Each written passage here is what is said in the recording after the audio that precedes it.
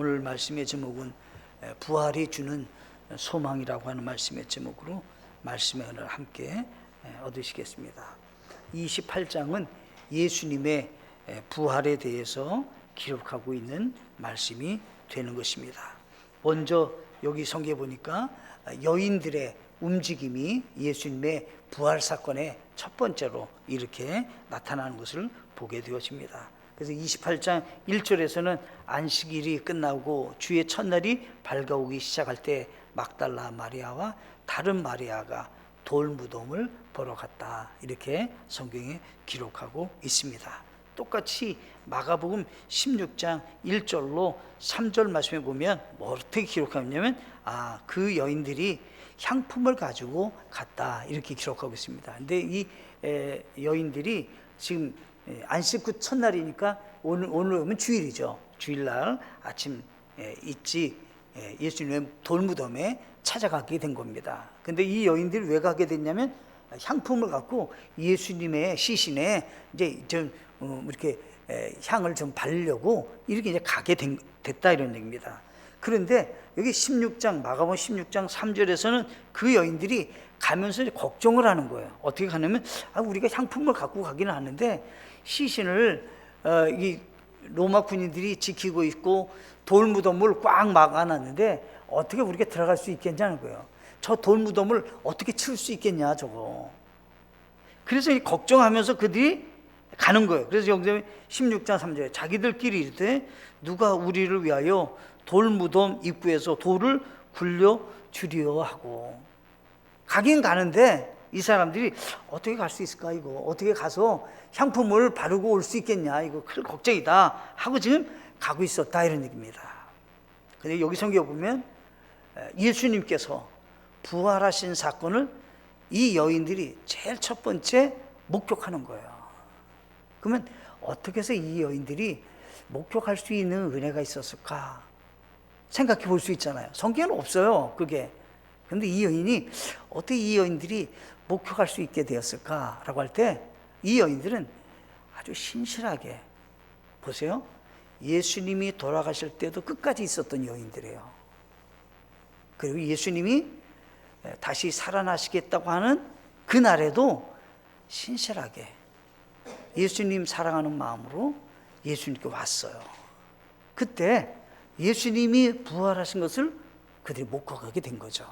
그러니까 어떤 사람에게 은혜가 있느냐라고 할 때 성경에서는 변함없이 좋을 때나 조금 힘들 때나 항상 주님 사랑하는 사람이 될 때 예수님의 부활을 첫 번째로 목격하는 그런 은혜가 주어지지 않았냐라고 하는 것입니다. 오늘은 부활이 주는 소망 세 가지를 살펴보고자 합니다. 첫째, 예수님의 부활은 상상을 뛰어넘는 놀라운 소망입니다 라고 하는 거예요. 여기 이런 거죠. 예수님이 이제 죽으시는 거예요. 죽으시는데 얼마나 비참하게 죽는지 말도 못해요. 요한복음 19장 33절에 예수님께 이르러서는 그분께서 이미 죽은 것을 보고, 강도들은 살아있는데 예수님은 죽었어요. 왜냐하면 너무 비참하게 죽은 거예요. 강도들과는 비교가 안 되는 거예요. 옆에 있었던 두 강도와는 비교가 되지 않을 만큼 예수님은 고통과 고난을 받으셨어요. 그들은 가시관 쓰지 않았어요. 강도들은 옆구리 창을 찔리지 않았어요. 근데 예수님께서는 그들과는 비교가 되지 않게 고통을 겪으셨다는 거예요. 요한복음 19장 34절은 그러나 군사들 중에 하나가 창으로 그분의 옆구리를 찌르니 즉시로 거기서 피와 물이 나오더라, 이렇게 돼 있어요. 그러니까 똑같이 세 사람이 지금 십자가에 달려 죽게 되는데 예수님은 훨씬 그 두 강도보다는 그냥 부상이나 고통의 강도가 훨씬 깊은 거죠. 여기 마태복음 27장 54절에서는 이제 백부장과 그와 함께 예수님을 지켜보던 자들이 지진과 일어난 그 일들을 보고 심히 두려워하이르되 진실로 이분은 하나님의 아들이었도다 하더라 이렇게 돼 있어요. 로마 군병의 그 백부장이 아주 말하자면 중심적으로 예수님을 고난받게 하는 일에 중심적으로 서 있었어요, 이 사람이. 근데 이 사람이 예수님을 죽는 순간에 지진이 일어나는 거야. 너무 놀랄 일이죠. 아니, 예수님이 죽는 이 시점에 왜 또 땅에 지진이 일어났는가? 그런데 심히 두려운 가운데서 이 사람이 솔직하게 자기 마음을 그대로 표현했어요. 이 사람은 하나님의 아들이라는 거예요. 이 사람은 인성은 나사렛 예수인데 신성은 하나님이시라는 거예요. 그렇지 않고는 이렇게 고통을 당할 수가 없다 이런 얘기를 하는 거예요. 지금요, 이 사람이. 빌라도가 이제 마가복음 15장 44절을 보면 빌라도가 하는 말이에요. 빌라도는 그분께서 벌써 죽으셨을까 하고 이상히 여겨 백부장을 불러 그분께서 죽은 지 오래되었냐고 그에게 묻고 백부장이 그것을 알아본 뒤에 몸을 요셉에게 주매 이렇게 되어 있어요. 예수님이 죽으셨잖아요. 죽으셨을 때 요셉이 와서, 아리마대 요셉이라는 사람이 와서 예수님의 시신을 내가 장례하고 싶으니 달라고 요청을 한 거죠. 그때 이 재판한 빌라도가 뭐라고 했냐면 진짜 죽었나 확인해 봐라 이런 얘기예요. 예수님 진짜 죽었나 확인해 봐라. 그랬더니 죽은 지가 벌써 오래됐습니다. 뭐 확인할 것도 없습니다. 이미 죽은 지 오래됐습니다. 그랬더니 그러면 백부장 예수님 시신을 요셉에게 주어라 이렇게 말하는 거죠. 요셉이라고 하는 아리마대 요셉과 함께 등장되는 사람이 니고데모잖아요. 니고데모. 이 니고데모는 요한복음 3장에 기록된 그 사람이에요. 그 니고데모라는 사람과 이 두 사람은 잘 알던 사이인 것 같아요. 왜냐하면 니고데모는 유대인의 관원으로서 직위가 높은 사람이었죠. 아리마대 요셉은 공회원이에요. 오늘날이면 국회의원과 같은 사람이었어요. 그러니까 상당한 지위가 있었던 그런 분들인데 이분들이 예수님의 시신을 달라는 거예요. 여러분들 이게 얼마나 위험한 일인지 몰라요. 예수님 시신 달라? 어떤 불이익이 자기에게 찾아올지 몰라요. 근데 이 두 사람이 그것을 감수하고 가는 거예요. 가가지고 이 시신을 달라고 했는데 성경에서 이 두 사람을 가리켜 은밀한 제자다 이렇게 돼 있어요. 예수님은 진심으로 사랑하는 사람이에요. 그냥 형식적으로 사랑하는 게 아니에요. 뭐 드러내지 않았지만 그 속은 깊이 예수님을 사랑하는 사람이에요. 그래서 성경에서는 은밀한 제자다. 예수님을 사랑하는데 깊이 마음에서부터 사랑하는 그 제자다라는 거예요. 근데 빌라도가 이제 그렇게 얘기했잖아요. 성경에 보면 이제 니고데모라 아리마대라고 하는 그 사람들이 뭐라고 얘기하면 이렇게 얘기하죠. 요한복음 19장 여기 성경 보니까 38절 하반절에 보면 이 일 뒤에 그가 빌라도에게 간청하여 자기가 예수님의 몸을 가져갈 것을 구하매 빌라도가 허락하니라. 그러므로 그가 가서 예수님의 몸을 가지고 또 처음에 예수님께 밤에 왔던 니고데모도 몰약과 알로에에 섞인 백근쯤을 가지고 오니라. 그때 그들이 예수님의 몸을 가져다가 유대인들이 장세 지내는 방식대로 그 향품과 함께 아마포에 쌌더라 이렇게 돼 있어요. 그들이 예수님의 시신을 다 돌고, 보통 사람들은 시신 보고 싶지도 않아요. 그런데 이 사람들이 다 닦고 향품도 바르고 다 애를 쓰는 거예요. 그리고는 우리나라 하면 염을 하는 거죠. 예? 그래갖고 염을 다 하고 세마포로 깨끗한 세마포로 예수님의 시신을 다 싸고 그 다음에 십자가에 못 박힌 곳에 동산이 있는데 그 동산 안에는 결코 사람을 둔 적이 없는 새 무덤에, 준비된 새 무덤에 예수님을 그곳에 자 안치하는 일을 한 거죠. 지금 니고데모 요셉이라는 사람이요. 그리고 성경에 보면 이렇게 돼 있어요. 요한복음 27장 64절에 그러므로 명령하사 그 돌무덤을 셋째 날까지 굳게 지키게 하소서. 그의 제자들이 밤에 와서 그를 훔쳐가고 백성에게 이르되 그분께서 죽은 자들로부터 일어나셨다 하면 마지막 잘못이 처음 것보다 더 나쁠까 염려하나이다 하며, 이 사람들은 종교 지도자들이에요. 종교 지도자들이 강력하게 빌라도에게 요청하는 거예요. 우리가 이미 들은 바가 예수님이 3일 만에 부활하신다고 하니 혹시 제자들이 예수님의 시신을 훔쳐가고 부활했다 말한다면 말하자면 민심이 혼란해진다 이런 얘기죠. 그러니까 그렇게 하지 않도록 굳게 무덤을 지키게 했으면 좋겠습니다. 그랬더니 그러면 빌라도가 그렇게 하라. 그래서 로마 군인들이 지금 지키고 있었다라고 하는 거예요. 그런데 이 사람들에게 문제가 생겼어요. 지금요. 여기 이제 성경 보시면 이렇게 돼 있잖아요. 여기 4절에 보면 28장 4절에 마태복음 28장 지키던 자들이, 로마 군인들이 지켰다니, 로마 군인들이 지켰는데 그들이 두려워하며 떨며 죽은 사람같이 되었더라 하는 거예요.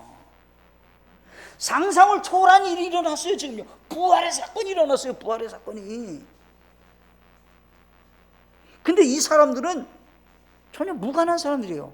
예수님을 십자가에 못 박고 죽이게 하는 일에 중추어지게 일을 하는 거야. 지시받아서 일하는 사람이에요, 이 사람들은요. 그런데 어떻게 해요? 예수님이 부활한 사건이 확연하게 일어나니까 로마의 군인들이 거기 있다가 세상에 어떤 이런 일이 일어날 수 있냐는 거예요. 이런 일은 나는 이제까지 듣도 못한 일이고 이와 같은 일이 일어나는 것이 너무 놀라운 일이라는 거예요. 그래서 성경에 보면 두려워하며 떨며 죽은 사람같이, 이런 일이 어떻게 일어날 수 있냐는 거예요. 이런 일이. 여러분들, 예수님이 주는 소망은 세상 사람들이 생각하는 그 이상의 역사가 나타났다는 거예요. 그것이 소망이죠. 보편적인 거나 사람이 할 수 있는 일이 일어났다면 진정한 소망이 아닌 거예요. 그거는요. 그게 무슨 소망이에요? 사람이 주는 소망은, 우리 주님이 주는 소망은 죽음을 이기시고 부활하셔서 분명한 확신을 제시하는 거예요. 보통 학식이 있는 사람들도, 보통 의학에 상식이 있는 사람들도 분명히 죽는다는 거예요. 왜요? 예수님의 죽음은 당연히 받아들일 수밖에 없어요. 너무 고통스러우니까. 살 수 없는 환경이에요.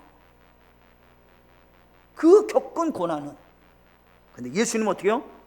부활하셨어요. 그것도 지키고 있는 로마 군인들이 너무 놀랄 일이에요. 아니, 우리가 확실하게 지키고 있는데 어떻게 누군가가 와서 치료도 하지 않았는데 부활의 사건이 나타나냐는 거예요. 그래서 우리는 꼭 기억하셔야 된다. 예수님의 부활은 상상을 뛰어넘는 놀라운 소망이다. 그걸 생각할 때 우리에게 예수님이 주실 부활의 소망을 생각하면 참 감사와 기쁨이 넘치게 되신다라고 하는 것입니다. 두 번째가 있습니다. 두 번째는 예수님의 부활의 현장은 의심에서 소망을 갖게 합니다 라고 하는 거예요. 이 두 여인이 기록되어 있는데 이 두 여인 역시 돌무덤에 갈 때 예수님이 부활했다면 향품이 필요해요? 죽은 사람에게 향품이 필요하지 산 사람에게 무슨 향품이 필요해요? 그리고 부활했다면 돌무덤에 안 계실 건데 돌무덤 거기 돌을 굴러낼 거 뭘 걱정을 할 게 있어요?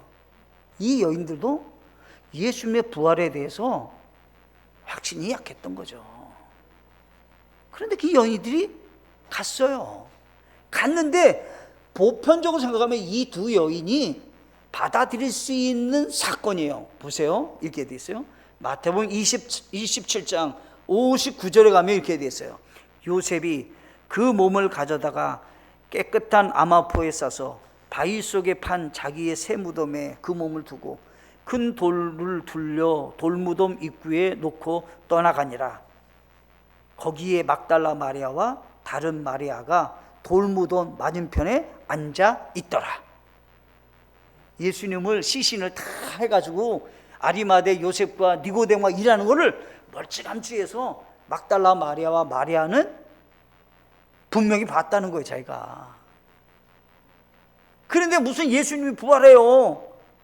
죽은 거 확인해갖고 테마포에 뚱뚱하고 무덤에다 넣은 거 지금 멀리서 다 봤는데 뭐 부활할 거 생각하겠어요? 그러니까 예수님은 부활 안 한다, 이렇게 생각할 수밖에 없었다는 거예요, 이 두 여인이. 또 보시면 마가복음 15장 39절로 40절에 가시면 이렇게 기록하고 있어요. 그분을 마주보며 서있던 백부장이 그분께서 이같이 외치시고 숨을 거두시는 것을 보고 이르되 진실로 이 사람은 하나님의 아들이었도다 하더라. 멀찍이 떨어져서 바라보는 여자들도 있었는데 그 가운데는 막달라 마리아와 또 작은 야고보와 요새 어머니 마리아와 살로메가 있더라. 마지막 예수님이 숨을 거두시는 거예요. 거기에 누가 있었다는 거예요? 막달라 마리아와 요새 어머니 마리아가 있었다는 거예요. 자, 예수님이 마지막 숨을 거둘 때도 현장에 있었던 여인이에요. 예수님의 시신을 다 이제 염을하고 깨끗하게 해서 무덤에 집어넣고 세마포 싸는 거 다 봤어요. 근데 부활한다고요? 그렇게 생각 안 하죠. 또 성경에 보면 요한복음 19장 25절에 보면 이렇게 되어 있어요. 이제 예수님의 십자가 곁에는 그분의 어머니와 그분의 이모요 글로바의 아내인 마리아와 막달라 마리아가 서 있더라. 예수님의 십자가에 달려서 고통받으시면서 죽어가는 과정 속에 곁에서 이 막달라 마리아와 마리아는 있었다는 거예요. 아주 중요한 현장에 이 여인들은 분명히 있었다는 거예요. 그러니까 어떻게 해요? 머릿속에 의심이 딱 부활 생각할 수 없다는 거예요. 어떻게 죽은 자가 일어나냐는 거예요. 이거는 보통 죽었어야 말이죠. 그냥 고통 가운데서 예수님 죽으셨는데 일어난다? 불가능하다? 이렇게 생각하는 거죠. 근데 이 여인들이 예수님의 무덤에 갔는데 어떻게 했냐면 예수님의 시신이 없는 빈 무덤이었다는 거 아니에요. 세마포는 있는데 예수님의 시신은 없었다, 이런 얘기예요. 무덤에 갔는데 거기에 시신이 없는 빈 무덤이었다는 거예요. 그때 직접 들은 말이 있다는 거예요. 여기 성경에 보면 마태복음 28장에 가시면 직접 들은 거죠. 직접. 여기 성경에 보니까 되어 있어요. 뭐라고 되어 있냐면 천사가 여자들에게 응답하여 이르되 5절에 너희는 두려워하지 말라. 십자가에 못 박히신 예수님을 너희가 찾는 줄 내가 아노라. 천사가요 딱 일러주는 거예요. 너희들이 누구를 찾냐면 십자가에 못 박혀 죽은 예수님을 찾는 줄 내가 안다는 거예요. 그런데 7이 말씀하신 대로 일어나셨다, 부활하셨다, 이런 얘기를 하는 거예요. 지금요, 이 여인들도 만약 천사가 그 말을 해주지 않았다면 이게 어떻게 된 일인가 이렇게 됐을 거예요. 근데 정확하게 천사가 소식을 딱 전해줬죠. 예수님은 이미 일어나셨다. 그리고 어디 가신다는 거예요? 갈릴리로 간다는 거예요. 갈릴리로 만나러 갈릴리로 가야 된다, 이런 얘기를 하는 겁니다. 지금 많은 의심이 생길 수 있어요. 그래, 일일이 증거를 찾고 시험해보고 그렇게 할 필요가 없어요. 로마 군인들, 그 사람들부터 놀라버렸어요. 막달라 마리아는 현장에 가서 놀랐어요. 천사의 음성을 들었어요. 의심이 완전히 사라지는 거예요. 우리 주님은 부활이 어떤 소망으로 우리에게 다가오기를 원하냐면 믿을까 말까, 이런 소망이 되기를 원치 않으셔요. 분명한 부활의 소망이 있는 사람들은 극적인 변화가 찾아올 수밖에 없어요. 왜요? 가짜가 아니니까. 가짜라고 하면요, 믿어도 될까 안 믿어도 될까 이렇게 할까, 아니요. 분명 확신 있으면 믿음의 길로 간다. 주님 만날 날이 있다. 주님이 나를 데리러 오신다. 이런 믿음으로 살기 때문에 흔들릴 수 없는 믿음이다. 이런 얘기를 하는 겁니다. 세 번째 마지막으로요. 성경에서 뭐라고 말씀하고 계시냐면 이렇게 말씀할 거예요. 예수님의 부활은 제자들에게 약속한 것을 이루시는 소망이라는 거예요. 자, 예수님이 죽기 전에 제자들과 약속을 해요. 내가 먼저 갈릴리로 갈 거야. 너희들 갈릴리에 가서 만나자. 이런 얘기예요. 죽기 전에 예수님이 갈릴리에 가서 너희들 내가 먼저 서 있을 테니까 너희들 와. 약속을 했어요. 그런데 그 막달라 마리아와 지금 마리아가 왔는데 예수님이 그 얘기를 하는 거예요. 제자들에게 가서 반드시 얘기해라. 내가 죽기 전에 제자들에게 거기서 만나자고 했는데 혹시 잊어버릴지를 몰라. 이 제자들이 갈릴리로 간다고. 그래서 성경에서 이렇게 기록하고 있어요. 여기 성경 보니까 여기 마태복음 28장 말씀해 보시면 7절 말씀해 보시면 또 속히 가서 그분의 제자들이 그분께서 죽은 자로부터 일어나셨다고 말하라. 보라, 그분께 너희보다 먼저 갈릴리로 가시나니 너희가 거기서 그분을 보리라. 보라, 내가 너희에게 말하느니라 하거늘. 그러면 부활이 아니라면 이거 이룰 수 있어요? 죽을 때 말한 것을 살아나서 그 지킬 수 있어요? 불가능한 일이잖아요. 예수님의 부활은 어떤 부활이냐라고 하는 거예요. 어떤 부활이냐는 거예요. 동일한 분이, 죽었던 분이 살아나셔서 약속을 이행하시는 그런 능력이다, 이런 얘기야. 딴 사람이 부활해가지고 뭐가 하는 게 아니라 죽었던 동일한 분이 나타나셔가지고 약속을 이행하시는 거예요. 우리 주님은 다시 오십니다. 왜 다시 옵니까? 동일한 분이 오시는 거예요. 동일한 분이요.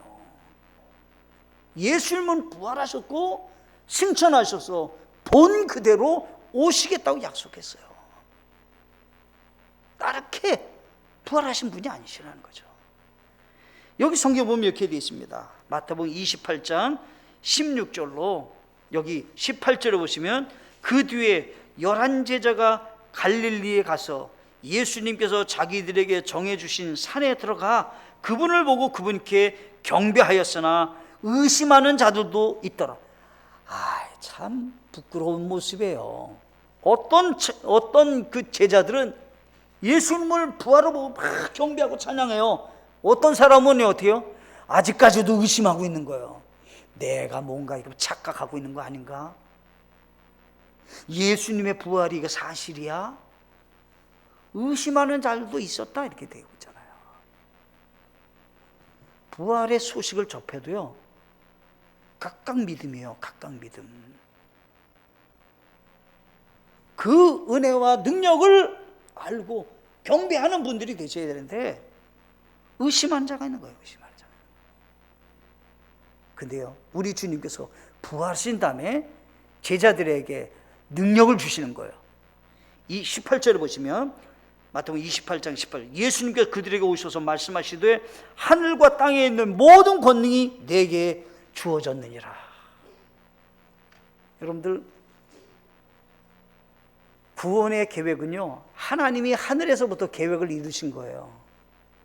그리고 땅에서 어때요? 예수님이 인성으로 오셔서 하나님의 신성으로 오셔서 우리 죄를 대속해 주시고, 그리고 어때요? 하나님의 공의에 합당한 죄값을 지불하시고 구원받게 하셨잖아요. 그래서 하늘과 땅의 모든 권세가 죽음과 부활로 그냥 등장되는 거예요. 세상의 어떤 권세도 죽음 앞에는 끝이에요. 예수님은 어떻게 해요? 그 능력이 뛰어넘었다 이 말이에요. 하늘과 땅의 모든 권세를 뛰어넘는 능력을 우리 주님이 소유하셨고 그것을 우리에게 주셨다는 거예요. 여러분들, 사람이 어디에서 두려워요? 죽는다고 할 때 두렵잖아요. 근데 진짜 예수 믿고 구원받는 분들은 죽음이 두렵지 않아요. 그렇게 그냥 아프지 않고 세상 떠났으면 좋겠다는 바람만 있을 뿐이지 뭐 죽는 게 뭐 이렇게 두렵지는 않아요. 왜요? 예수님의 부활이 나의 부활이기 때문에 그렇죠. 주님이 예배하신 저 천국이 나의 본향집이기 때문에 나그네 길을 그냥 지나가시는 겁니다. 조금 일찍 가고 늦게 갈 뿐이에요. 장수하시면 조금 늦게 가시는 거고요. 조금 세상 먼저 떠나시면 미리 가시는 겁니다. 모든 사람은 다 거기에 가게 돼 있는 겁니다. 오늘 말씀을 생각해 보시면서 우리는 의심이 있는가? 경배하는 분들인가? 놀라운 것을 받아들이는 사람인가? 아직까지도 받아들이지 못한 분들인가? 아닙니다. 이제 부활의 소망을 갖고 믿음으로 살아가는 우리 모두가 되셔서 사도 바울의 변화, 베드로의 변호 다 부활의 주님 만나고 변화됐거든요. 이 사람들이 의심 많은 도마, 예수님의 부활 만나고 다 변화된 거거든요. 그래서 우리도 새롭게 믿음으로 걸어가서 하나님께 영광 돌리는 귀한 삶들이 되시기를 간절히 바라겠습니다. 함께 찬양하시고 기도하시겠습니다.